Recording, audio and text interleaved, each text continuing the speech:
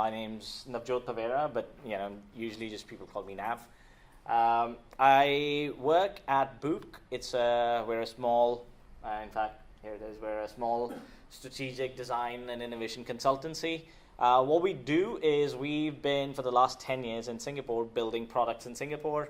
Apps, websites, all of these things. I'm not here today to talk about Buuuk at all, but I just wanted to kind of let you guys know where I come from, what I do on my day-to-day in my day-to-day job. Before we get started, I want to clarify, or I want to kind of summarize the most common reasons why people kind of get started on this path of digital transformation and they start looking for digital strategy. One very common reason is they're creating a new business, right? You're creating a new business and you want to make sure you're doing the right things. Another one is you're adding value to a service, right? You're adding value or adding service, to your business. So you've got an existing business, you want to grow your business now, right? You're, let's say, someone who sells coffee, in one of the coffee shops, but you're not experiencing growth in business. How can you grow your business beyond what it's always been? You've got competition now, right? There's 2 coffee shops. How do you make sure you exceed? How do you make sure you excel? So that's usually where a lot of conversations start. I need to add value or add services to my business, and digital seems to be the answer. How do I do that? That's the second reason. And another big reason, this a lot of time comes from B2B, business to business.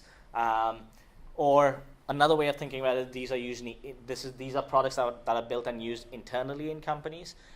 This is you are trying to optimize your business. You're trying to optimize your workflows.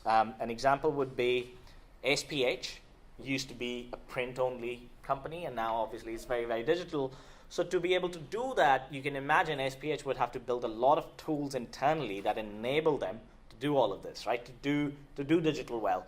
Azure showed you guys PIPL, right? People, which is a search, right? And he kind of showed how you can find out more details about individual people online. But can you imagine SPH trying to do that for every person, every one of their clients, by going to PIPL, putting their name in, then going to Facebook, then going to LinkedIn? They don't, right? So what SPH and organizations like SPH have done is they've built tools that allow them to automate this, right? Another example is what I was telling you guys about Mercedes, where we've been working with the sales teams there to optimize their workflows. Just to give an example, when the Mercedes sales team's obviously in charge of selling cars, right? So how do you sell cars? You're standing, let's say, in the showroom, in the Mercedes showroom. A customer walks in, they start talking to you about a car, and you can kind of see that they're interested, but they haven't made up their mind, right? And you kind of get a feeling this person is at the right stage in their life, financially, age-wise, whatever, family-wise, that they are going to buy a car in the next 3 months, let's say, right? And salespeople are good at doing this. They will know. Once you've been a salesperson for a while, you will know that this is the situation here. So this person comes into the store, talks to you about the car. They're talking about a specific car, so you know that they're looking, let's say, for a family car. But 20 minutes later, they walk away, right? This is most likely what will happen because not no one, probably some people do, but most people don't just walk into a store 20 minutes later, walk out with a car. Cars are expensive. These are big purchases. You need to consider different options and variables and such. So this is what will happen. Someone will walk in, have a good conversation. You can see they're very, very interested, but they'll walk away. Now, as a salesperson, what can you do, one, to capture the information from this person that allows you to reach out back to them? 2, what else can you do to kind of leave something with these people that they can then take back and still remember you? In the past, you would give them a card, right? The card still works. It's still quite effective, right? Because it's a personal conversation. But when we talk to Mercedes, what we learned is what really gets people interested and what really starts conversations, especially in the Asian context, is cost, right? As soon as you can get to cost, you can start having a conversation. And what Mercedes realized is, in the past, sales consultants would be very, very reluctant to give you cost because they would feel if I gave you the cost, I wouldn't be able to customize the cost completely for you if I've only had 20 minutes of conversation. And also if I give you the cost, I've lost you, because you will just take that cost and go away. You think you know everything about the car that you need to know, and you will only come back if you've made a decision, right? And also, the point of giving, the interaction of giving a customer cost of a car is also the place where customers negotiate. So that's also a place where you can interact with the customers a bit more. So sales consultants were very reluctant to give you cost, or they would tell you a base price and say, give me more information before I can give you cost. But what they've realized now is, if you make it very, very easy for customers to actually get in touch with you without spamming them, without feeling you're going to be breathing down their necks as sales consultants, they will come back to you very, very quickly, especially if you give them cost. So the example here that I'm trying to use to illustrate this is, what Mercedes started doing was, as soon as you walk in, you say, if you give me your email, I will email you the contract, we call it the sales summary right away, which will have all the options for you to configure the car and see the pricing, right? So you give your email. As soon as you give your email, you get an email saying, here's a link, click on this, and your car that you spoke about will be there. Here's the contact of the person you just spoke to in the store 20 minutes ago. And here's all the options that you can choose in the car, and figure out the price. So the customer now starts tweaking the car online, starts getting the different price options, and they have the contact of the person as well they can get in touch with. So something like this, this took Mercedes a long, long time, to discover and realize. But these are the kind of products that organizations really, really want, right? These are the kind of conversions that the sales teams really want, and that's one of the big reasons why a lot of organizations are getting into this, the digital transformation and the digital strategy conversation. Just another thing to keep in mind is, a lot of times the products that we build can be customer-facing, which is user-facing, which is consumer-facing. You build a product that other people are going to use, and a lot of times, like I just explained, a lot of products will be internal-facing as well, which are workflow automation-like products, right? Now, the first kind of big thing in my talk today is, over time, we used to have a questionnaire that we would give potential clients and say, you want to build something, can you tell me more about you, right? Can you tell me more about what you're doing? And we would send this questionnaire out to them and hope that they'll fill it out. You will find these questionnaires on websites when you go to a website and say, contact us, right? The website says, contact us. You go to a website, if you're looking to build a website or an app, you find a service provider, a vendor. You go to their website, you click contact us, and you will usually see a questionnaire. So we used to have this questionnaire, but over time we realized there's 5 key questions that help us determine what a client is trying to build. So these are the 5 questions that you should answer before you spend a single dollar on your product. First, what are your goals, right? A lot of companies come to us saying, I want to build an app, right? And we realize, and it's quite obvious, that building an app is not usually a goal. You're trying to achieve something, and you need to be very, very clear about it. Second, who are you building this product for? Do you know your users? Do you understand what the needs of your users are? How will you measure success? You've built a product, you understand what your users are, but how are you going to measure success? It's very important to match some kind of metrics with your goals. And next, what is your budget? Everyone has a budget. Everyone will have a budget. So you need to be very clear of this budget. If you have it very, very clearly in your mind, it'll help you focus your product on the right things. And I'm going to talk in detail about all of these. And the last one is, how much time do you have? Right? It's surprising how many organizations and even individuals, when they're looking to invest money in strategy and digital transformation, have not thought about these questions.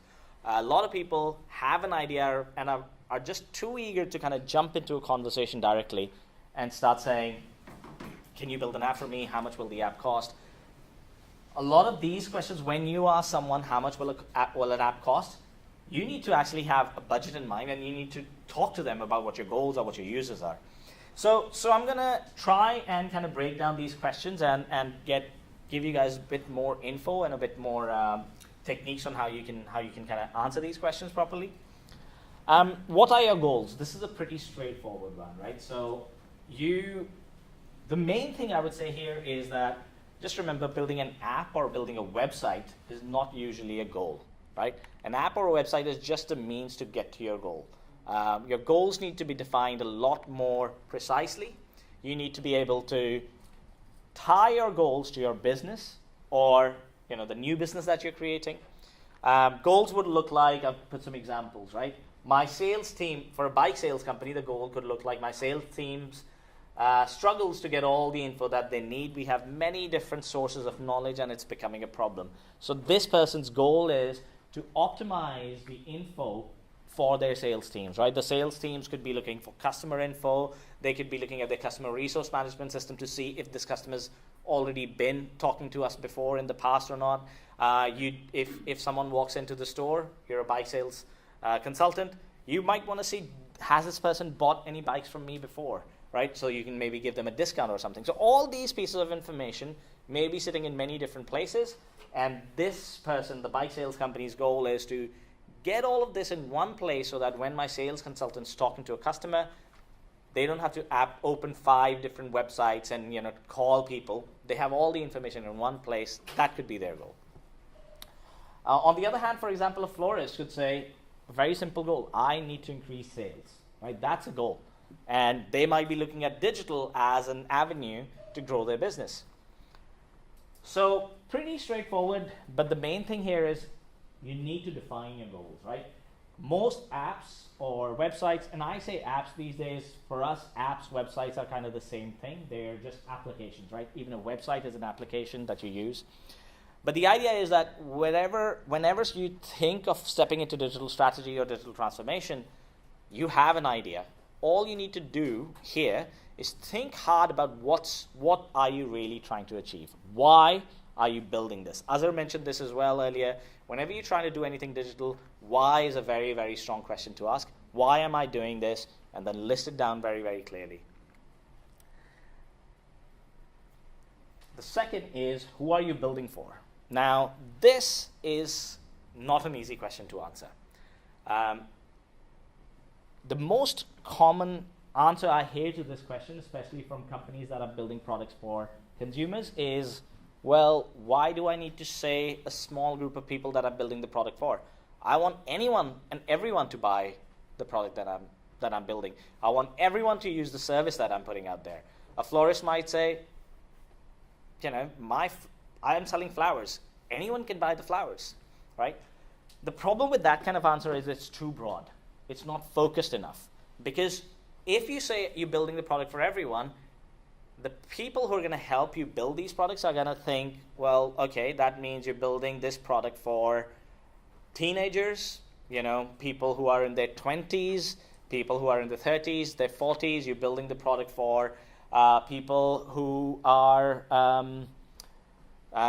residents of Singapore, people who are not residents of Singapore. You make your target group so broad that it becomes very hard to focus the priorities of your business and your digital products. So first thing to do here, just to make it easy, is just the first 2 questions. Is this for customers or is this for internal staff? That's pretty easy usually. That you already know even when you get the idea. I'm building this for customers. The second thing to ask is, if you're a florist, just taking the florist example, look at the last 6 months, look at the last 1 year and say, who are the people who are buying flowers the most from my shop? Because that will tell you something about the people who you should be building for, right? It may tell you that my shop, most people who buy flowers at my shop are school children or university kids. And that might be because you're situated right next to the university. Or it might tell you most people who buy products at my shop are people who have had kids who are in their late 30s, early 40s, and so these are husbands buying for their wives buying for their husbands, or parents buying for their kids. Very different demographic to kids at university. But being very clear about these 2 groups of people will help you figure out where you want to focus. It'll also help you figure out, it'll also make it clear for you that there's a group of people that you should not ignore, because they are the primary customer of your business right now.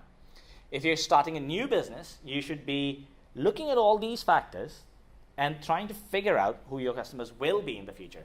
If you, let's say, opening a new coffee shop, go check out. You already know where you're opening a coffee shop, and if you've rented out a place already, you've already made some of these decisions. You've rented out a coffee shop location because there's lots of university kids around there who want to sit in coffee shops. So you already know that. So use these factors to figure out who your customers are going to be. How are you going to target these people? The other thing that to keep in mind here is, and this is going to be a key theme in the rest of the session today, also is that keep in mind that you're not building the product for yourself. And that's a common mistake that a lot of people make. When you start thinking that, you know what, I don't need to think about who's going to buy my products. As long as I can as long as I can use my product, anyone can.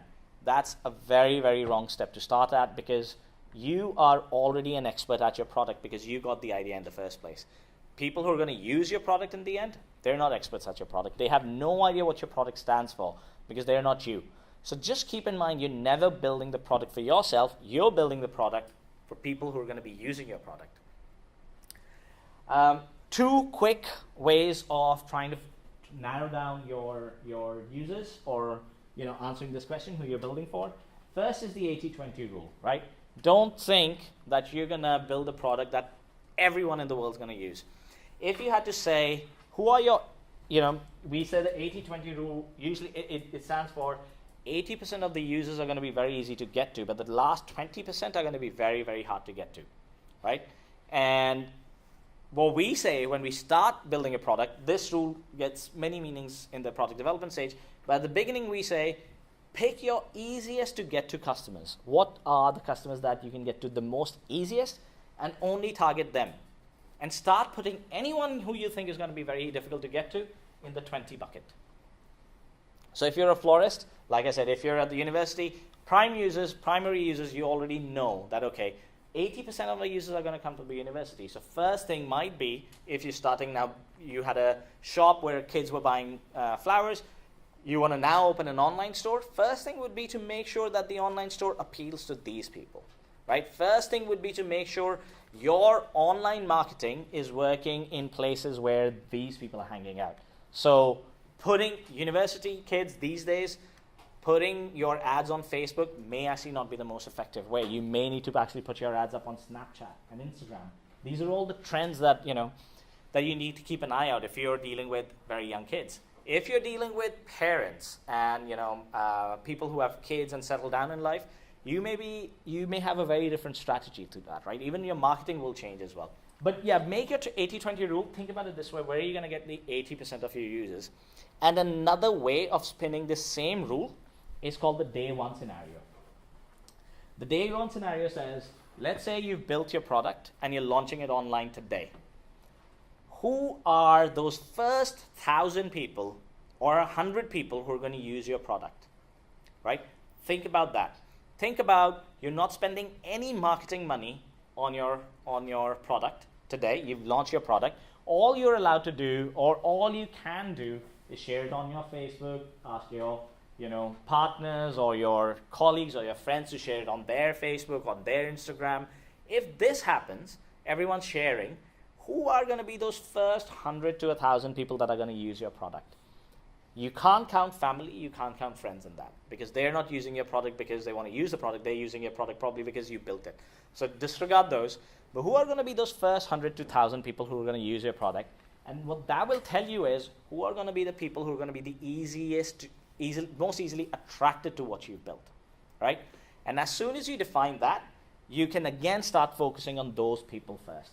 Because believe me, getting even 1,000 people on your product, on your digital product, is not an easy task. It's not easy.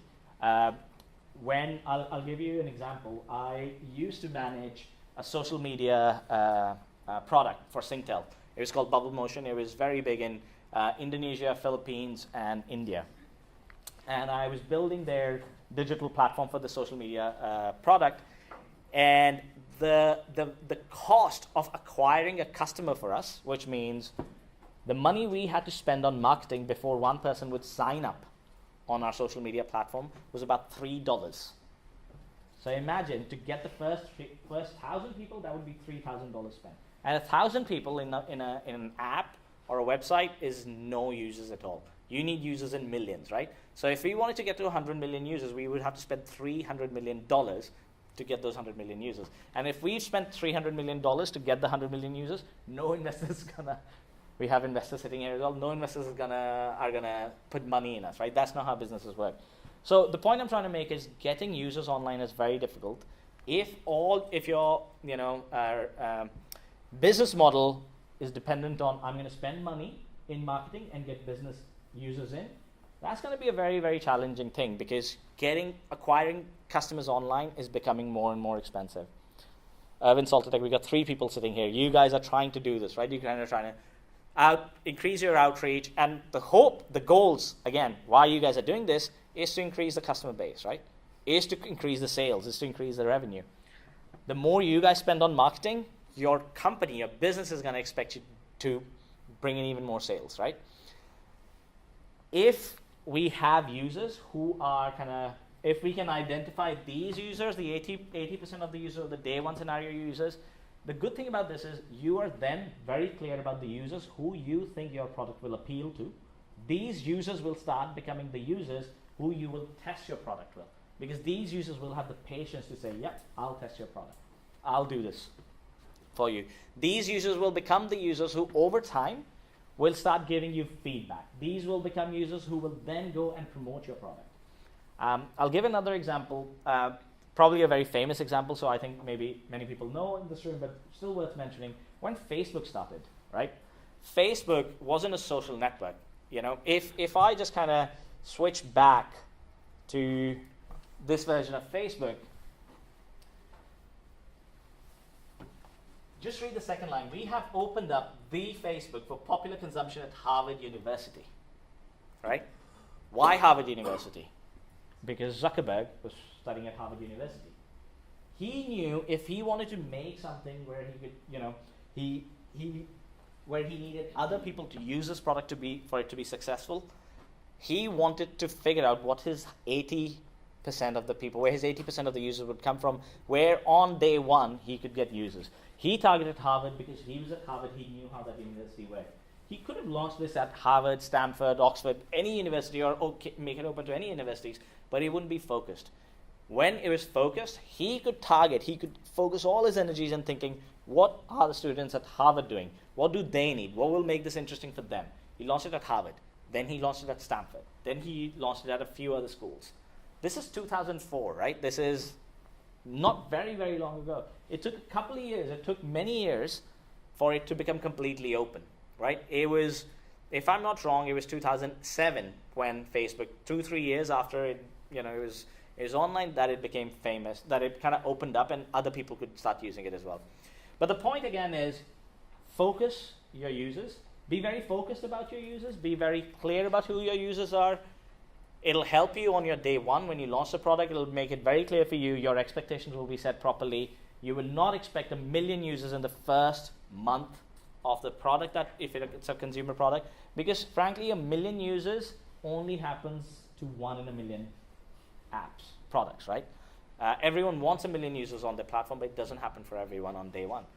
And there's no formula for that, right? You just have to try. Some products will work. So for whenever you're trying, the best chance you can give yourself is to be very, very clear about who your users are, so that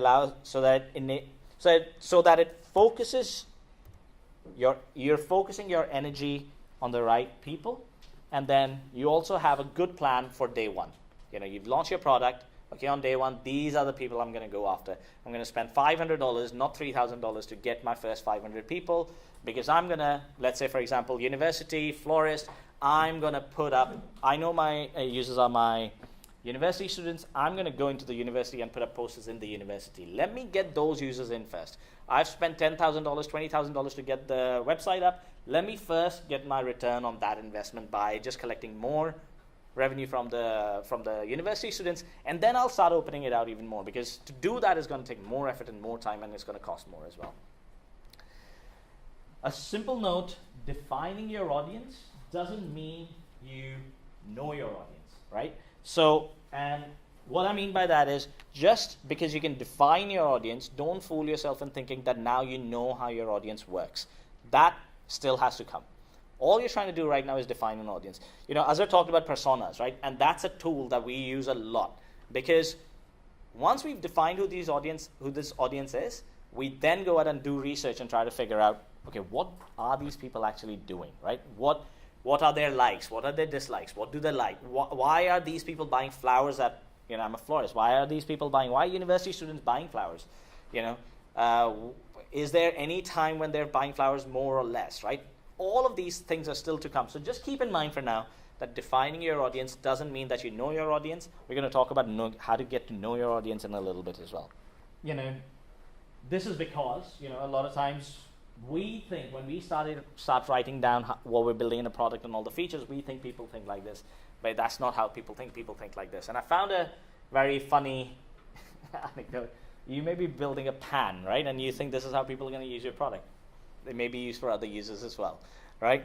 So just keep in mind that, you know, just defining your audience doesn't mean you know your audience. You still need to spend time on that.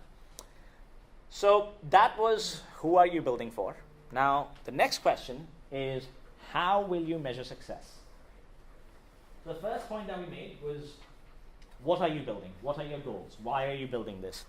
Now, those goals, you can write down whatever goals you have, but it's very important to put metrics in front of those goals as well. If the florist says to me, I want to increase my business, increase my sales, right? Their goal is to increase sales. I need to say to her, tell me, by how much are you trying to increase your sales? What is your goal, right? And in how much time are you going to try to achieve this goal? Those two things are very, very important. The florist could say to me, okay, well, maybe I'm trying to increase my sales by 50%, right? And I want to achieve this goal in the next 6 months or the next 12 months. Whatever the assumptions or whatever the aspirations of the product owner are here, you know, the florist saying 50% increase in sales in 6 months, that will start guiding the conversation. Based on that, I can then say, okay, if you want to increase your revenue by 50% in 6 months, that means, let's say your revenue right now is $10,000 a month, 50% increase, it'll be $15,000 in 6 months. That means in another 6 months after that, your increase in revenue over this whole year, let's say, is going to be 5 into 6, $30,000, right? And then I'll ask the question, $30,000, are you prepared to make that kind of investment, right, in your product? What if I told you the product's going to cost you $60,000, the website? It'll tell the florist if this is something they want to invest in or not, right? It becomes very, very crucial. But not just that. That's just one example. If Mercedes says, you know, when Mercedes said, we want to optimize our sales, and we were struggling to figure out, where do we start? How do we define what optimizing sales means? Does that mean we just give them some apps? They may use them, may not use them. We went back to Mercedes and asked the same question. We said, how are you going to judge, you know, whether your products are successful or not? And the first answer that we got was, don't worry about that, because we're going to make sure each of our sales consultants is using this product, right? And we went back thinking, okay, that's a bit weird. A company wants to spend money building a product, and then they're going to force their users to use this product. The disconnect here was that, you know, forcing someone to use a product doesn't make the product useful. In fact, a lot of times when you're forcing people to use a product, that means the product's not useful. Because if the product was useful and solving a real problem, people would already be using that product, right? If it's not useful and if it's not solving a problem, people are not using the product. They're feeling it's another additional thing for them to do. So we went back, you know, I mean, Mercedes has been a partner for a long time, so it's the relationship we've had with them allows us to go back to them immediately and say, that's bullshit, right? If you tell us that, then you've given us no constraints to build a product. You've given yourself no constraints to build a good product. You're just saying, we want to optimize the sales team's performance, and we're going to make sure they use it. We're going to mandate that they use it. You know, they're not going to get paid 10% of their salary if they're not using the product. then what motivation do you have to build a good product? Because you're saying, well, I'm just going to mandate it anyway. So you can build whatever you want to. Doesn't matter if it solves a real problem. You will just mandate it. And this is why putting metrics in front of your KPI, in front of your goals is very important. It helps you align your product thinking. It helps you make sure your focus is very, very sharp, and you're clear about where you're trying to get to. So Mercedes then gave us their version of the KPIs and the metrics, which I'm not going to share obviously, but they look something like, I want to make sure in Japan, my sales team's sales force, which is another product, their expense of that goes down by 80%, because that was another tool that we were using. And second, for any sales that the sales team does in a car store, not online, but in a car store, the turnaround time for that decreases by 20%. So what that meant is, if someone walks into the store, I want to make sure 20% more of my customers are buying cars and in 20% less time, right? So that gave us something to aim for, because as soon as they said that, then we knew exactly what we needed to focus on. We knew which parts of the customer journey we need to focus on. We knew which pain points for the sales teams we need to solve first. So make sure you put measurable results in front of your goals in two parts. One, what those metrics are, and second, in how much time are you gonna achieve those metrics. Very, very important. Now, the third and a big point comes down to budgets. What is your budget, right? And I'll tell you, when we start talking to clients, every client, maybe in the last 10 years, maybe except for 2% clients, every client, when we talk to them and we say, what's your budget? No one wants to share their budget, right? No one wants to give us their budget for various reasons. And they're not wrong reasons. They're all good reasons. But a lot of times we realize people actually don't know what their budget is, because they're just trying to figure out how much would something like this cost. Which again is not a bad strategy. You do want to figure out, if you're buying a house, you don't know how much a house is going to cost.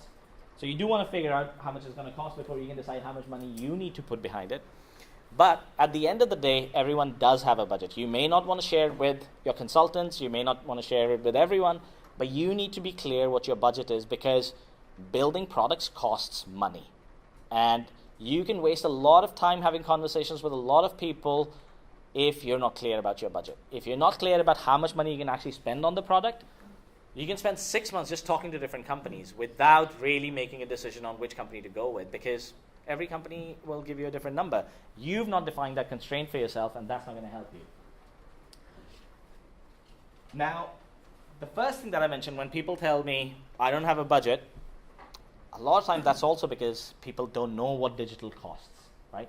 And that's fair. That's okay. That's something I used to get annoyed about, but I realized that's just the reality, and it's a fair reality, because digital is overwhelming. There's so many factors to this.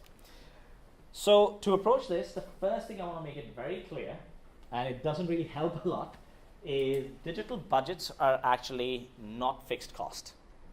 What I mean by that, I'm going to explain now. But before I kind of get into the details, the main thing I'm trying to explain here is that when I say digital budgets are not fixed costs, I mean if you have $50,000 to build an app, you have to keep in mind that those $50,000 are going to be needed for a lot more than just to build an app. And that's what I'm going to try and illustrate, that what those extra things are. So just, usually what happens is, this is how the conversation around budget starts. You have an idea and you think, great, this is a great idea. You may look at your business and say, this idea is going to bring me this much revenue. Let's say the florist says $30,000 in 6 months. I can break even if I put $30,000 now. I'll spend another 6 months to break even. So $30,000 seems like a good budget. Great, let me put it into a website. The florist goes online, starts talking to people and saying, I've got $30,000 to build a website. She may not actually share this, but that's what she has in mind, that I'm going to spend $30,000 on the website. You're going to put money in to build a website. The florist thinking right now is, I've got an idea, I'm going to put my money into a product, and I'm going to get results, right? The florist is thinking, I'll build my website now, and the next 6 months, I'm going to get my return on investment, which is going to be those 30,000 that I put in. But the reality is, it's nothing like this. What happens, this is what the florist is thinking. Got an idea, let me execute, build my website, and then I'm going to get results. But what actually happens is something like this. You have, there's 3 phases. If you look at those 3 phases that the florist had in mind, the last phase looks a lot different to what she had in mind. You start by planning, right? Where you have your idea, there's a little bit of planning that you need to do along with your idea. You find someone to help you execute it.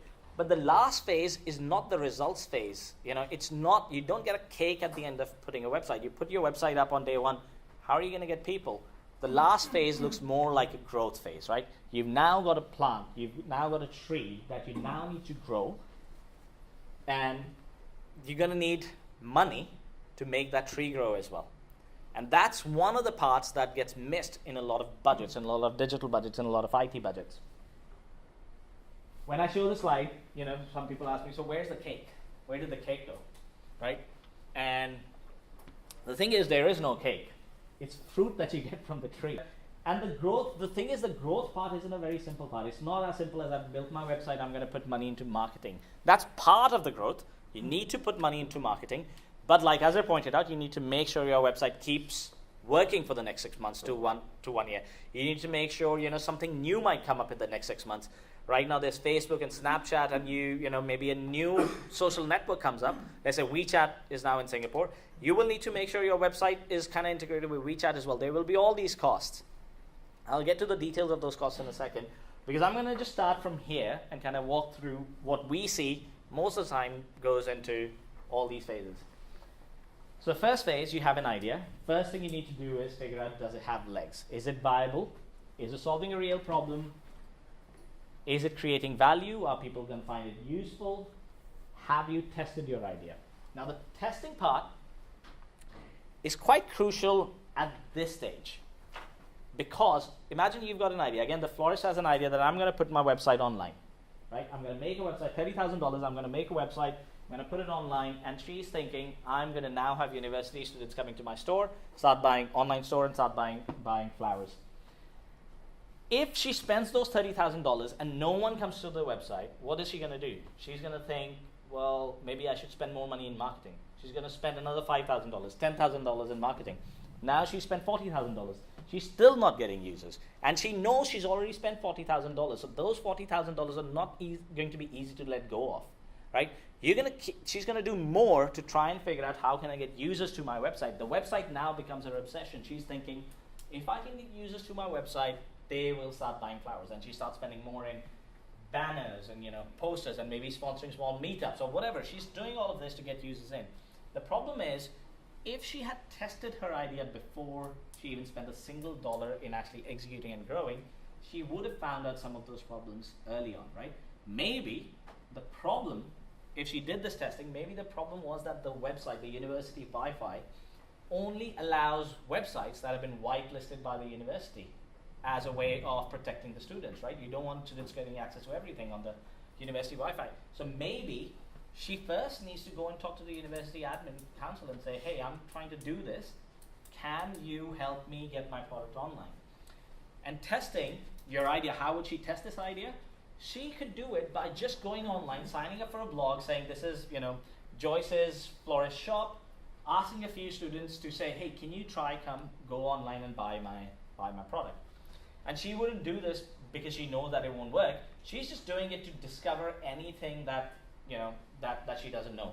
When she talks to a few students, imagine a day she's standing, 3 students come, buy some flowers. All she has to do is, hey, can you help me do this? I'm trying a new website. Can you just go online and try to place an order? You can't pay anything right now because I haven't set up the payment. But just start, can you try placing an order? That's all she has to do. She may even discover that kids say, why am I going to go to the website? I like coming here because you've got candy that I can take with the flowers, or whatever, right? She may discover things that she didn't know, and that's the whole point of testing. You should test your idea in the planning stage. Now here's another thing.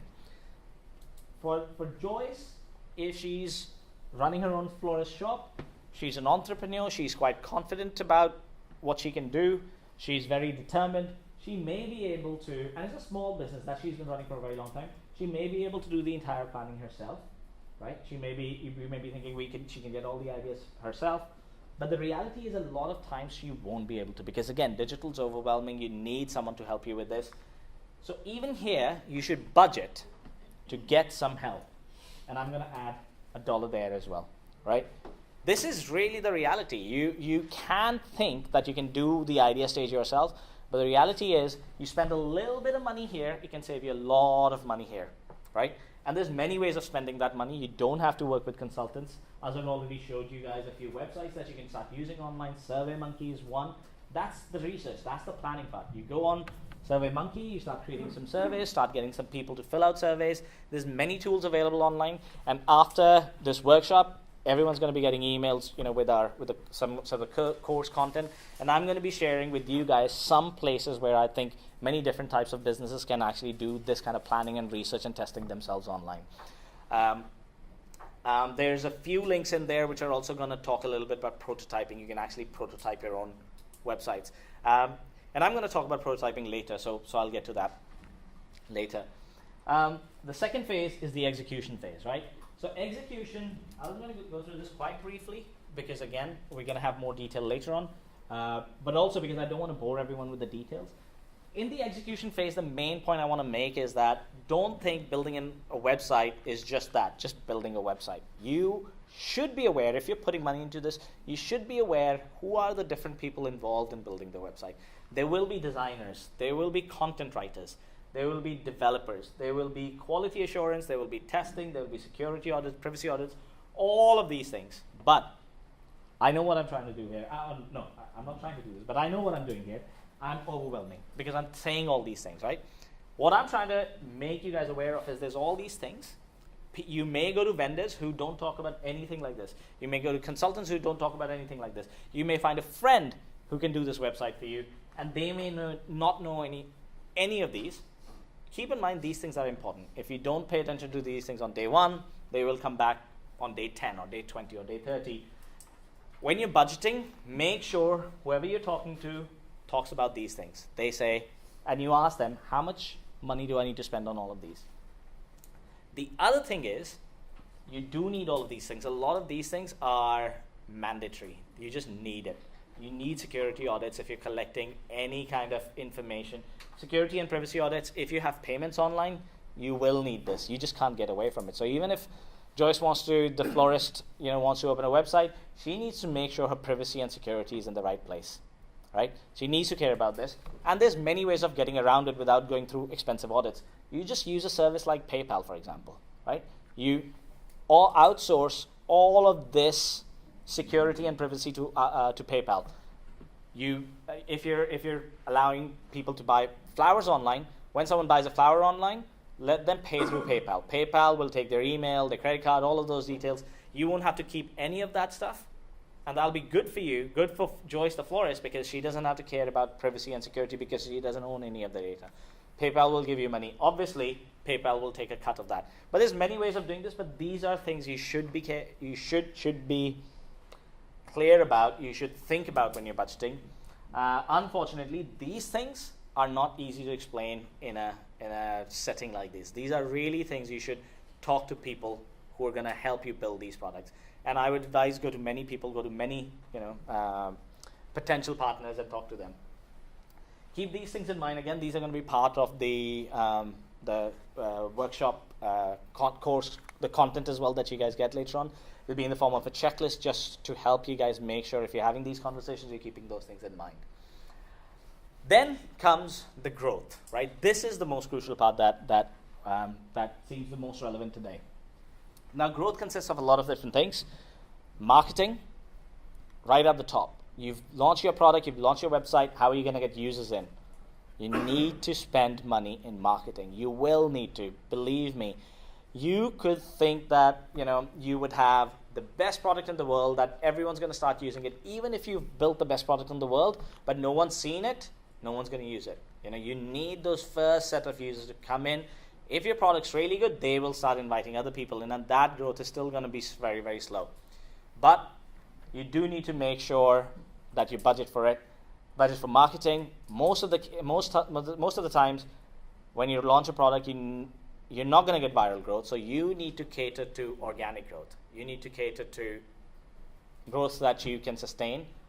So put some money from your $30,000 that you had to build, the website. Put a big chunk of it away for this. And I'm going to talk about how you calculate that as well in a second. Then there's going to be testing. Once you launch the app, once you launch your website, people are going to be using the website. And a lot of people will start failing. People will say, I can't use the website. Your website crashed, or I was on the payment stage and payment didn't go through. When those kind of things start coming in, you know how they're going to come in? They're going to come in through social media. People are going to Facebook you and say, hey, your website doesn't work. People are going to Instagram you, tweet at you. And when that happens, other people are going to see that as well. People are going to give you bad reviews. Other people are going to see this as well. So what you'll need to do at that time is make sure you're fixing these problems quickly. And believe me, even with testing at this stage, there will still be some things. If you've been good at testing in your execution stage, your problems will be minimal, but there will still be problems. There'll be feedback that you need to take care of. All of those revisions that are needed as part of the feedback, as a result of the feedback, will need money. You will need to put money in fixing your website, your apps. You will need new features. Once you start building something, you will realize that people like my website about 80% of the time, but there's 20% of the time, or even sometimes 40% of the time, they're getting confused, or they don't know what to do, or they're looking for something else. And you will start getting ideas for new features. They will go in your growth bucket as well. Then there's going to be maintenance. Websites are not like products that you build once and that's it, you're done. Websites are still going to be using servers. Websites are still going to be using hosting companies. Websites are still going to be using other services like PayPal and stuff for payments. And these services change. The hosting changes. Things keep changing. New technologies are there. When new technologies come out on the server that you were using, you need to update your website. You need to go back to the developer and say, hey, my website stopped working today. What do I need to do? Most of the time, those maintenance costs are low. Not if you're someone like SPH, where the business is really big. But for most people, those maintenance costs are low, but you need to budget for it because they can add up when you start looking at this entire list. Platform updates. If you made an app, Apple will introduce a new version of iOS every year. You will need to make sure you update your app so that the app works with that. Google will do the same. New version of Android everywhere. You'll need to make sure you update your app to make sure your app's still working. So this part becomes quite crucial. When you've got those $30,000, you need to put a big chunk of that here, because otherwise you're just going to spend that money without getting any returns on that. And what usually happens is this growth.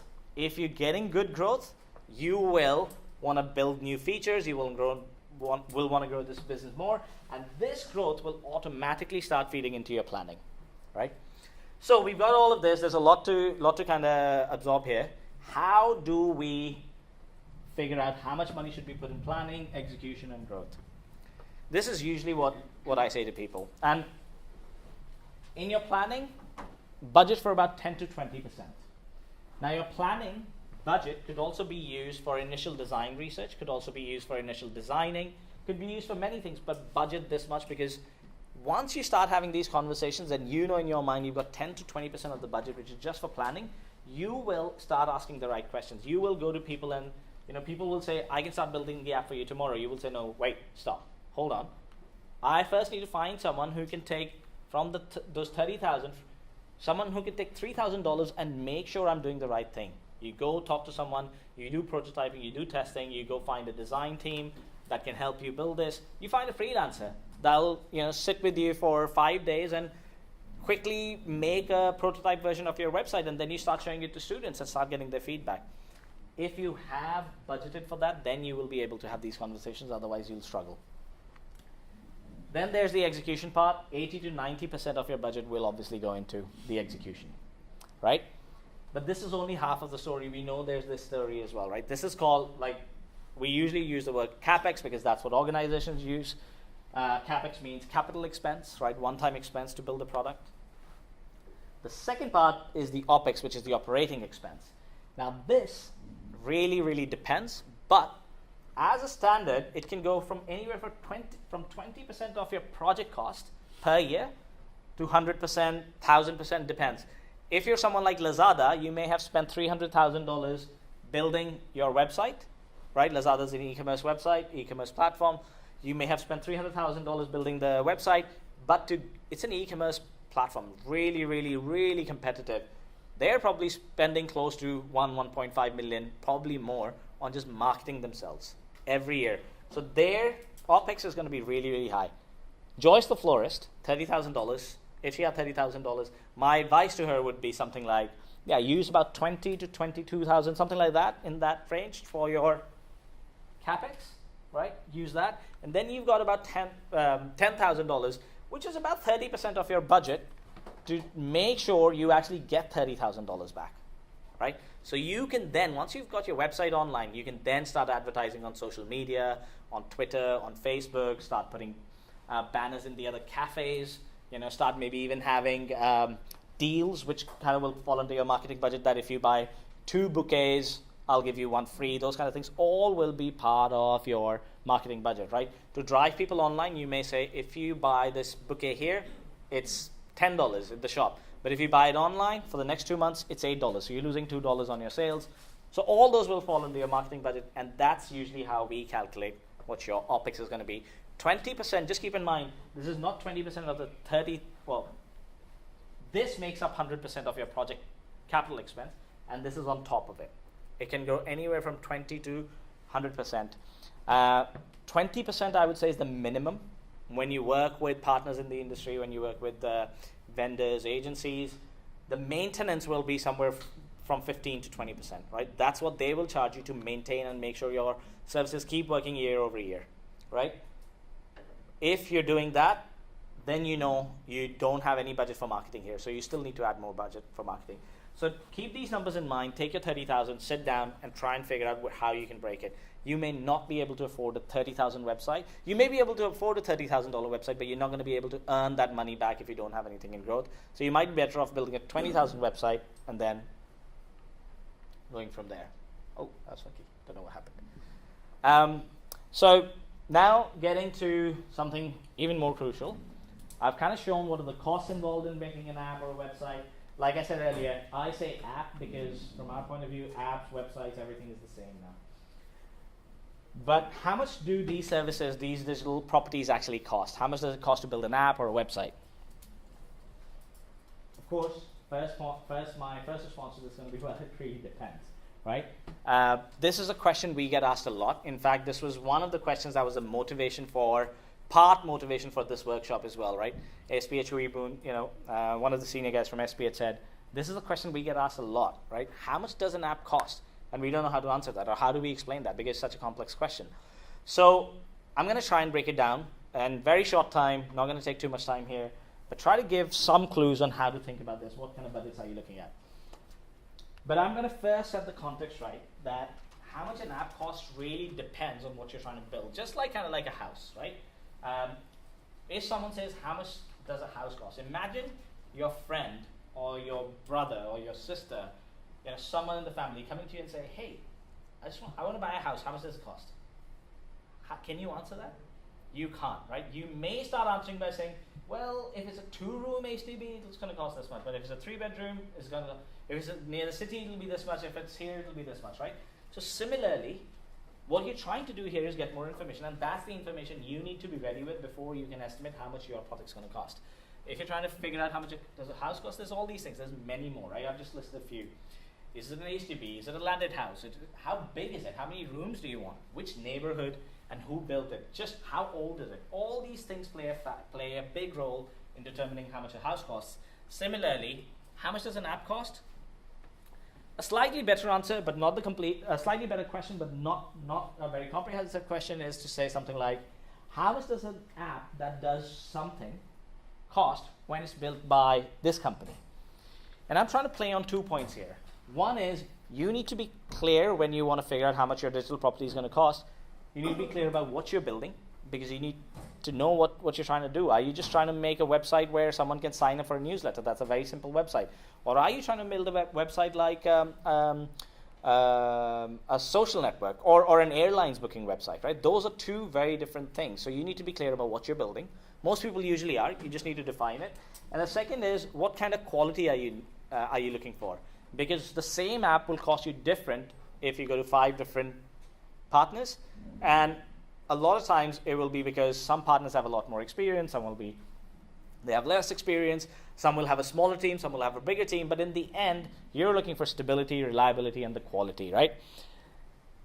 When you ask this question, there's a few other things. I'm just going to quickly flash something, which again could look very, very confusing. But when you say an app or a website, it actually isn't just an app or a website. That's the other part of this equation, which is you may say, florist, Joyce may say, I need a website. How much is it going to cost? And she may be looking at just this part, right? She may say, okay, I need a website, and it needs to work on mobile as well. That's all I'm looking for. How much is it going to cost? But what she really will need now is, if she's got this website, imagine, right? She needs to put up all the flowers that she's selling on the website. What that means is she needs a content management system. It's just a fancy word. It's just another website. It could be a 2-page website. That's fine. But she needs somewhere to be able to upload the stock information, or she's got new rhododendrons in the shop. She needs to put them on the website. She needs another website that allows her to put these on the website, right? A content management system. Now, once these are on the website, she's put them on the website, they need to be stored somewhere. This is something that you don't need to worry about, because if you're working with someone who builds these websites for you, they'll take care of this. But you need to know there will be some kind of a database where if you put up flowers, you put up images, all these things are going to be stored in these databases, which then when someone comes to your website, the website's going to pull from these databases. So, there's a lot more that happens in the background when you say, I want a website. But a lot of variables. Which platforms are you building for? If you're building an app, are you building for iPhone or Android? Are you building a web or an app? If you're building a website, which browsers should it work on, right? There's many browsers, and the reality is one app or one website is not going to work on all the browsers. You've experienced this, right? You go to a website and it says only Chrome supported or only Internet Explorer supported. To make sure your website works everywhere, again, takes time. Is it I'm going to skip native or hybrid? These are very complex things, but these are the kind of things you'll hear people say to you. Is it hybrid? Is it complex? Is there database development needed? So all of these questions will be asked when you go to someone and say, how much does it cost? So first thing, be clear about what you're building. At least you tell them, okay, I know you have all these questions, but let me be clear. This is what I'm trying to do. I'm trying to build a website that allows me to sell my products online, sell my flowers online. As soon as you say that, the next question that comes will be a very focused one, will be a very guided one. They'll know, okay, I know what you're building. Do you already have a website? Okay, if you don't, you need to have a server. All these things will follow. Second thing, what kind of quality do you need, right? And the quality usually goes hand in hand with the cost. So let's move on to some numbers. These are some numbers that I've seen in the industry. I've kind of put them in 3 buckets. A simple app, which is on a single platform, let's say an iPhone or an Android, only one device, one platform, either Google or Apple, where no databases are needed. A small utility app will cost you anywhere from $5,000 to $50,000. So apps are not cheap. A website will cost less than this, definitely less than this. A website would probably start again for $5,000, but you can usually say websites would cost about 30% less on the upper end. The reason for this is very simple. Websites have been around for a very, very long time. Those skills are much easily available. There's a lot of people doing this, so the cost of building a website's gone down. Most of the time, most apps that people think of, if you're thinking of growing your business, if you're thinking of launching a new business, most apps will fall in this bucket, $50,000 to $300,000, right? And which is why it's very difficult sometimes for people to say, I've got a little bit of savings and I'm just going to build an app. It's a very, very risky thing to do because it's a very, very complex product. It takes a lot of time, it takes a lot of energy, it takes a lot of work to make it succeed, and it costs quite a lot as well, right? And this is the reality. These days, this is where most apps that you see in the market, this is that bucket in which they're built in. Of course, there's a big range here, right? 50,000 to 300,000. But just think, the simpler the app, the cheaper. It won't be cheaper than 50,000. And on the upper end, most of the time, 300,000. But then there's apps which are more like platforms. When I say platforms, I mean they're not just apps. They are marketplaces. They're things like Grab and MyEnvy and Lazada. MyEnvy is the NEA product. Facebook, where they exist not just on an app. They first of all they exist on website, on every phone, on every tablet that you can use them on, and they allow other people to kind of earn revenue, generate revenue. Big platforms. Their evaluations are really high as well. These will cost anywhere from 500,000 to 1.5 million, right? So one way of thinking about apps is the complexity of the apps. There's one more way of thinking about the cost of apps, which is the size of the team that you want to work with, right? So you can say I'm making one of these apps that kind of fall here, right? $50,000 to $30,000 because of the complexity. Let's say you can understand and you can define that yours is a mid-size app. The other way to consider how much your app might cost is what type of people are you going to work with? What kind of team are you going to work with? Could be an app, could be a website. In Joyce's case, if she has $20,000 to $30,000, she's most likely going to end up working a small team or freelancers. That's economical, it's low risk, she has a low budget as well, and that's where she'll be able to find services in that range. If you're building a mid-size app, you will probably go somewhere here or here, right? Large companies, and the budgets are very similar. Mid-sized studios are kind of studios like Buuuk, like 20 to 50 people, been around for a while, doing this reliably. And then there's large companies, right? Large companies are companies you may have heard of, like Infosys, like TCS, like Wipro, Accenture, Sapient, Nitro. These are really big companies. These are companies that have more than like 10,000 employees, 5,000 and above employees. These companies, by nature, will only take on projects that are really big, right? These are the companies that will take on the project for Singapore Airlines. The Singapore Airlines website was revamped a couple of years ago. That cost about $20 million, right? So just to kind of give you a sense of how big these projects can be, usually this is how the budgets look like. Blue is the small teams, 30,000 to 75,000. That's the kind of projects they handle. Mid-sized companies will usually take on projects from about 100,000 to 750,000, and then you have large companies which will only start from $500,000 and go above that, right? So if you take these two charts, you can start then putting things together. Okay, where is my app? How complex is the app I'm trying to build?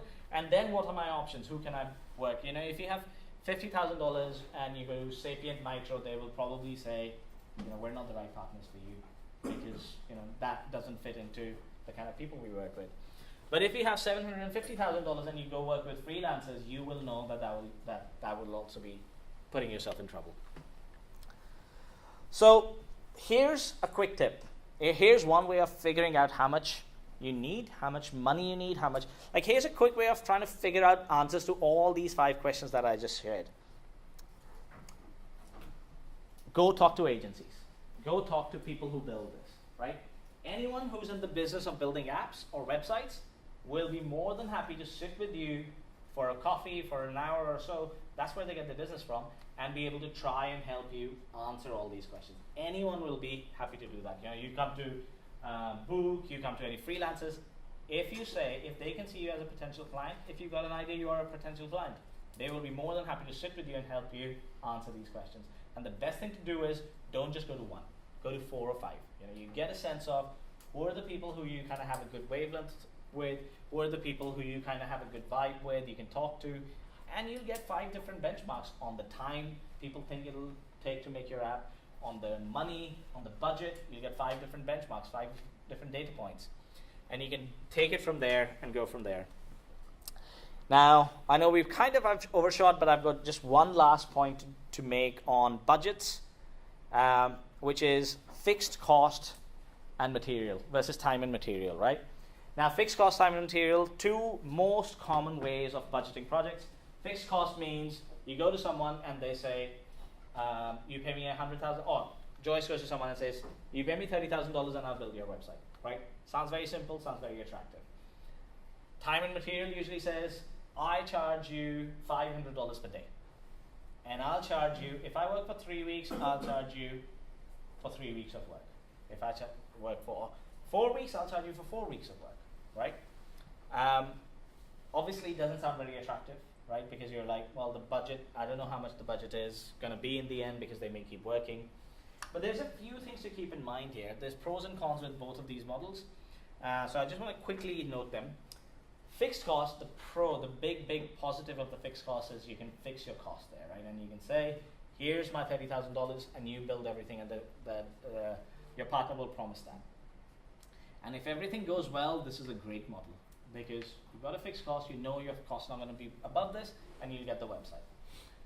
The problem with this model usually is that a lot of times in software development, things won't go smoothly, right? And if you haven't tested your ideas and while the development you start changing things, the reality is on the partner side, on the developer side, they're going to start feeling anxious because they can't justify more resources than they initially planned for, right? So they said 30,000 will build you the app. Now you start coming in with new ideas and you're like, no, don't do that. I know I told you to do that, but I've already figured out that that's not going to be useful. Let's change that to this. Now they're going to have to change resources. They're going to have to put in more effort. Over time, their margin on the profit on the project is going to go lower and lower. And what's going to happen is the quality that you see will go lower and lower as well. You will see cases of you start working with 3 developers here, and you're making a lot of changes, and in 3 weeks they're like, by the way, we have to move your development to India or to Vietnam because we can't afford to keep building this product with you in Singapore. Now you're in that contract, you've put those 30,000, you still want the product, but the quality may start going down. But again, depends on the complexity of your project and depends on how well you understand the project and depends on how well you know the partners. In some cases, fixed cost projects would be great, can work. We built the SBS product on a fixed cost project. Right, that's one example. Time and material. Now, in this one, obviously the big risk is you don't know how much money you're going to end up spending. You can control it. You can say, this is my budget. You charge me $500 a day. My budget is $20,000. So by that, I kind of know that, okay, I can afford 10 weeks of your time. And you monitor it very, very closely. It leaves a lot more effort on your side. You monitor very closely. You make sure you have a good conversation with the developers on a regular basis. You make sure you can hit your target. You can do this, right? What this will, the good thing about this, the risk I've already mentioned, but the good thing about this is usually you will always be in charge of quality. You'll always get quality because on the developer side, they don't need to compromise. The more they work on your project, the more money they get. So they will be encouraged to keep spending the good quality time on the product, right? They'll be encouraged to put quality resources. And if you find a good partner, you'll be able to do all of this in the estimated budget that you had as well. Now, the reason I point these two out is in part because we realize that in the market there's a big shift going on. When you start talking to clients, a lot of people will say that they'll offer you fixed cost, but a lot of people are moving to time and material these days as well. And there's a big reason for this, right? The reason is projects are becoming more complex. When projects become complex, you start building projects, changes start happening, quality goes down. And even on the partner side, on the developer side, when they deliver bad quality products, they're not going to get more business. So everyone's kind of moving away from this, right? Keep 2 things in mind. This is what I would say. If it sounds too good to be true, it usually is. It just applies to, we've heard this, we know this from other businesses as well. It's the same in digital. If it sounds like you're getting too good a deal, do go talk to 5 more people first before you decide. Just make sure this is actually a feasible, a valid deal, right? If it's too good to be true, it usually is. If you're getting something really, really cheap, digital is very risky, very difficult. If you don't put enough due diligence into things, you can lose money in this very easily. Big organizations lose a lot of money. The Sapien Nitro Singapore Airlines project that I mentioned, $20 million, they got really bad reviews, if you remember, 3 years ago. Singapore Airlines lost something like $5 million worth of business in the first month because of that new website, right? I'm not saying, this was Sapien Nitro's fault or something, but there's something definitely broken somewhere. Digital is complex, so make sure you're being diligent. The second thing I would say is just another way of thinking about this, fixed cost versus time and material. Just think about this. Everyone is charging for time. Doesn't matter if they say it's fixed cost or not. Why? Because everyone's paying salaries. And salaries are paid based on time, right? I hire people, I pay them a salary for 30 days. That's how salaries work. I don't pay them based on how much they're working for me. I'm going to still be paying 30 days salaries to everyone. So I'm going to be paying my employees based on time. So if I come and say to you, I'm going to charge you fixed cost, you better believe it that I've got a good margin there somewhere, because otherwise I can't offer you fixed cost. I can't make loss on any project, right? So keep that in mind. The reason I felt confident of sharing this is because I think by giving a good overview of this, I think hopefully at least everyone's aware that there's a lot of complexity in projects in digital. There's a lot to cover in digital, and hopefully you can feel confident enough to actually go in and talk to people and talk to them about, I'm not going to pay you for fixed costs, I'm going to pay you for whatever you do for me on a weekly basis, but you do have to do work on your side. You have to plan well if you do that, right? You have to make sure you're clear about your budget, otherwise your budget's going to go out of the roof. So you've got your goals, you've got your users, you've got metrics, and you've got your budget. Now, how much time do you have? This usually, when we talk to clients, isn't a very difficult question to answer. Because either clients will say, well, you know what, if giving more time means I can get my work done cheaper, I can be flexible on time, right? That's usually a trade-off most people are willing to make. But also, on the other end of the spectrum, there's people who say, we've got an event coming up in 6 months, so this product needs to be ready before that.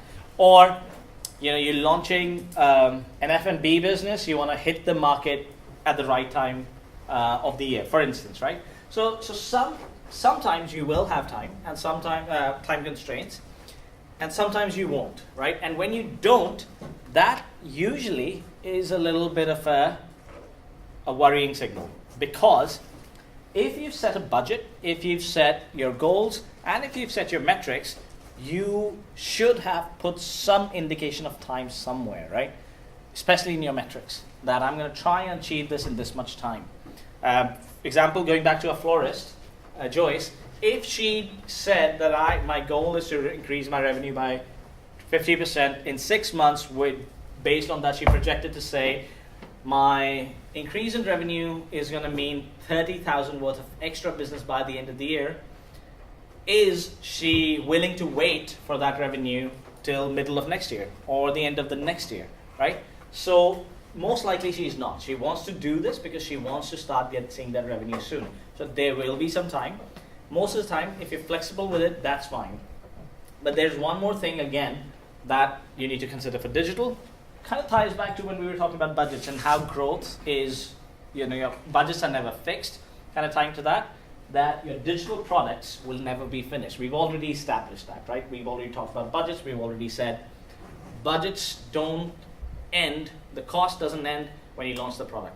That's the growth that's the beginning of your growth phase, and that'll keep evolving. Your growth phase will keep feeding new features into your brains, into your ideas. The feedback from customers will keep giving you more things to do. You will have to keep working on your product all the time. So the first thing is your product's never finished. That's the first thing, right? And just to kind of set the stage, again, we discussed the 3 groups of apps that we have, just to kind of give a sense that, those budgets that we were looking at, this is usually how time is divided on those budgets, right? A simple app could be anywhere from 2 to 4 months, right? App or website, unless you're setting up a blog or doing something very, very simple where you're using a product that's already in the market. If you're doing anything custom, minimum, even a basic thing will take you about a month. It takes that much time to find someone to partner with, to help build it. Then you have some discussions around ideas, the planning stage. There'll be a little bit of time for execution stage, a couple of weeks to a month, and a bit of time for testing. So 2 to 4 months is like the basic, simple time frame for a basic product. This can reduce if you're more experienced, obviously, and if you're working with someone who's very experienced. If you're working with someone you can trust who's in digital, who's very experienced, they may be able to do this in a short amount of time. But just to give an idea that even when we were a design development company agency, even when we're planning even a small product launch, something very, very small, we have a policy, nothing in less than 2 months. We just know that if we plan for something less than 2 months, it's just not going to happen. It's just going to create stress. We're just going to be trying to meet deadlines that we can't deliver on. So just an idea there. Most apps, again, will be 3 to 12 months, right? Taking examples of, for example, the SPH, iPad, newspaper apps, those took almost about 1.5 to 2 years to build, right? They weren't launched after 2 years. We launched the first phase after like 8 months, where we launched the iPad app. Then we launched the iPhone, and then kept iterating. The first version was complete, so as to say, in about 1.5 to 2 months, 2 years. The NEA app, the My EMV app that anyone can download, it was built for iPhone and Android phones first in about 8 months. Then the tablet apps followed about 4 months after that, and then the watch apps followed another 4 months after that. But it's been an ongoing product now for 4.5 years. We've been working with NEA. Every 3 months there's a new update. If you have any apps installed on your phones that you've checked, in the App Store, you see updates coming in the apps. You'll see almost every week, Facebook or Instagram or all of them, almost every week to every month they push updates out. So your products will never be finished, but those kind of products that most people are talking about will be somewhere here, realistically. Even apps for enterprises usually will fall here. There are obviously apps that are bigger, which I said, more like platforms. They will usually be half a year to 2 years. That's the common time frame. And in my experience, most of the time, this is where it'll get capped. Any product that takes more than 2 years will usually be built by an in-house team, right? If you know this is a product that you're going to be spending the next 3-4 years building, most of the time you will put in the effort to build an in-house team, or it'll be a startup, right? It kind of goes that way. So now, let's say Flores has a lot of time, and she's like, time's not a problem, right? If you have time as a constraint, you've got 4 weeks or 8 weeks or 6 weeks, 6 months that you have a marketing launch, you already have a timeline and you need to work on that timeline. But if you don't have a timeline, I'll reiterate what I was kind of talking about earlier. Split your product into smaller pieces. Joyce, instead of spending 6 weeks, 7 weeks, 8 weeks on building the product from day one, what I would recommend her to do is take 1 week first, see what she can build in that 1 week, the first week, and then launch it. And then see. The first thing she may do is just put up the website which says Joyce's Flowers, and put the 5 most popular flowers online. That's it, right? You can't go there and buy it. It's not up-to-date stock information. All it says is these are the flowers. The reason I would recommend you to do that is because that would give Joyce the experience to at least have the confidence that, oh, okay, I can put this online. I know how this works. I can put this online. I've kind of gone through the basics of building a website in a very small amount of time, and she will learn things that she didn't know before, right? So that is very, very useful. We call it an MUP. Some people call it the MVP. It's a buzzword that's thrown around a lot. There's this concept of lean app development. Don't worry if that doesn't mean anything to you. Basically, what it talks about is building a minimum or a minimal viable product. The idea is, rather than building everything that you have in mind, build a small portion, launch it first, start getting feedback from users, start validating your idea, start getting data on if it's working or not, and then keep building on top of it, right? And we've kind of changed that. This should be crossed out. I don't know why it's not crossed out. But we've changed the definition from minimum viable product to minimum usable product, or a minimal usable product. Small difference, but the idea here is that you release your digital product, be it a website, be it an app, be it an online campaign, in small doses. You spend a little bit of time, you reduce the risk, you spend a little bit of money, and launch it to a small audience first, just to test, is this working okay? And with every release, you keep increasing the size, keep increasing the size, keep increasing the size. And it's not just someone like Joyce the florist who should do something like this. Azhar gave an example of SPH. They did the same. They don't go and change their whole website when they're building a new version. They start releasing it in small doses, which is why these days you will suddenly go to a website and you'll see the homepage has changed. There was no big press release that, hey, we've rebranded, or because most digital properties are being updated all the time. And usually, this is the interesting part. Usually, websites will start changing in places where there's not a lot of users, right? So when Facebook starts changing things, they'll start changing them in places of their website where there are not a lot of users, because they don't want to change and piss off a lot of users. They're trying to test. So they'll put it in a place where there's not a lot of users and see if people are happy. If they start getting complaints, they'll stop and revise again, right? So you start by going out in small doses. The idea here is, you're trying to make sure your risk is low. If whatever you're doing doesn't work, you don't lose a lot of money or a lot of time. The way you do this is you take your priority list, or you take your list of features that you've decided that you're going to build in your website. You know, Joyce the florist may have said, I want to have a website. It needs to work on mobile, obviously desktop and mobile. And it needs to have all the stock information correctly. So if one of the stock is not in the shop, it needs to say out of stock. I should be able to update that website from my phone as well. And I should also be able to accept payments using PayPal, Visa, DBS, OCBC, all of these things, right? So she's got a list of features. To build all of this, it may take 6 to 8 weeks. What she needs to do is prioritize and say, okay, what's the first thing that's going to give me the most value if I put it online? Let's say we say, it's just to put the website on. Let's not even think about making it optimized for mobile. Let's just put the website on first, right? It's going to take you 5 days. We just do that, and you kind of go through this process and you learn something. So that's what she should do first. And keep your goals and metrics in mind, so that every time you release a little small piece of your product, you're measuring it, you're analyzing it, and you're learning something that you can improve in the next version. Just a few more things, a few small charts.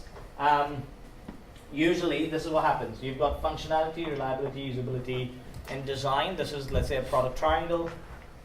And this is the amount of, this red area represents the amount of time and money that you have to spend on the product, right?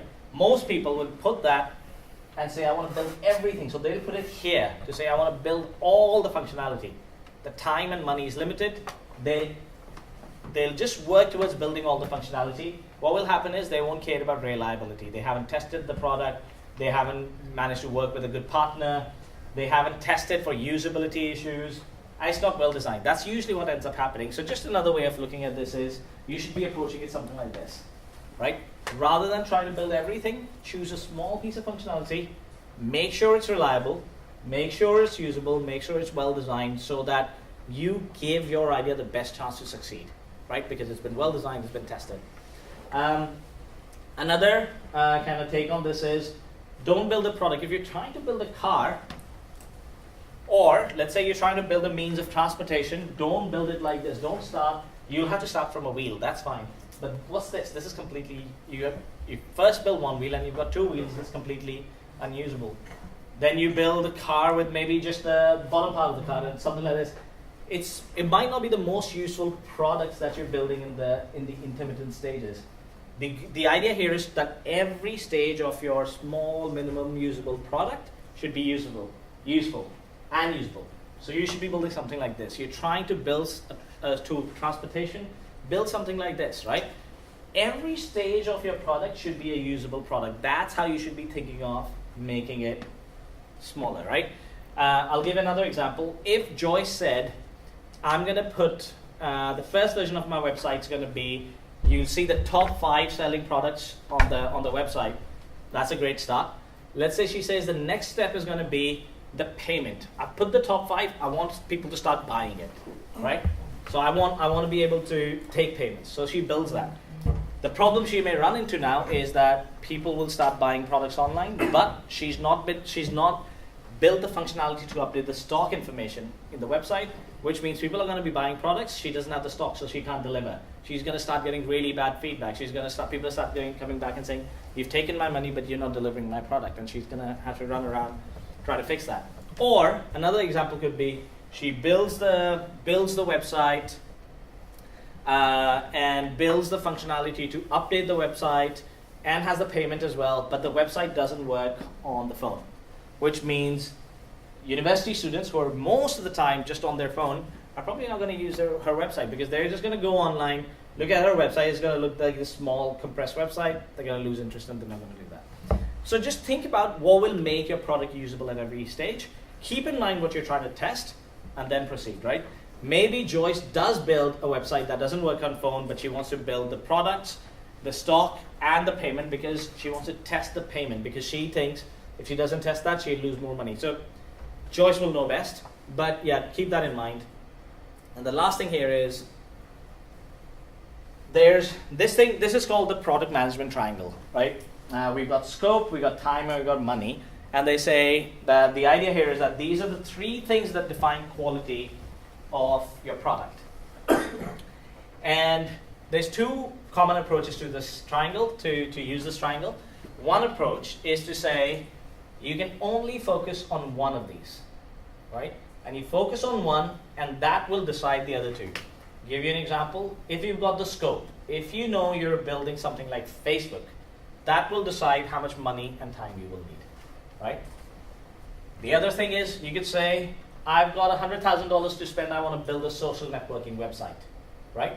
That will now decide if you're able to build a Facebook out of that, or it's going to be an Instagram out of that, or it's going to be an even simpler social network, because you've got the money in your focus, right? You're determined on your money. The last thing is time, right? If you say your time, everything takes time to build. If you say I've got 6 months to build a social networking website, that's then going to decide how much scope you can build and how much money you'll have to put into the project. 6 months to build a social networking website, you could probably build a lot in that if you put a lot of money in that. Building too big a product in too short a time will always run into problems. But this is something that's kind of cool, that's interesting, that's useful, especially when you're talking to other people about Another way of using this is people say you can only pick two. If you pick two, the third will not be in control. You can say I've got the scope and quality, scope and time, which means you can't choose the money now. So you say I'm going to build these 10 features, and this is the time I have. Money is going to go out of the roof because people can charge you whatever they want to deliver on that time. If you pick time and money, that's going to decide what you can build. The scope's going to be decided by that, and so on and so forth. So anyway, that was it. That was the last part, basically, last question.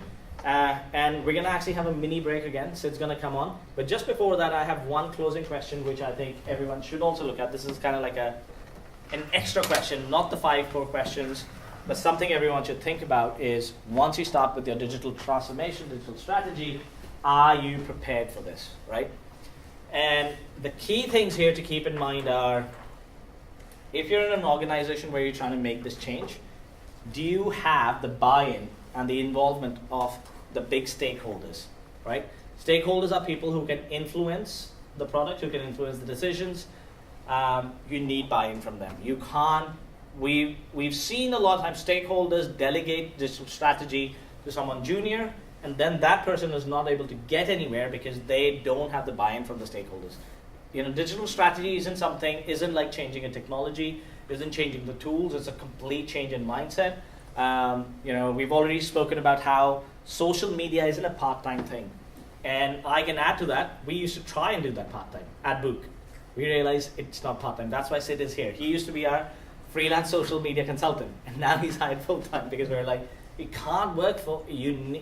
A lot of these things need full-time dedication, so you need the buy-in from the right people.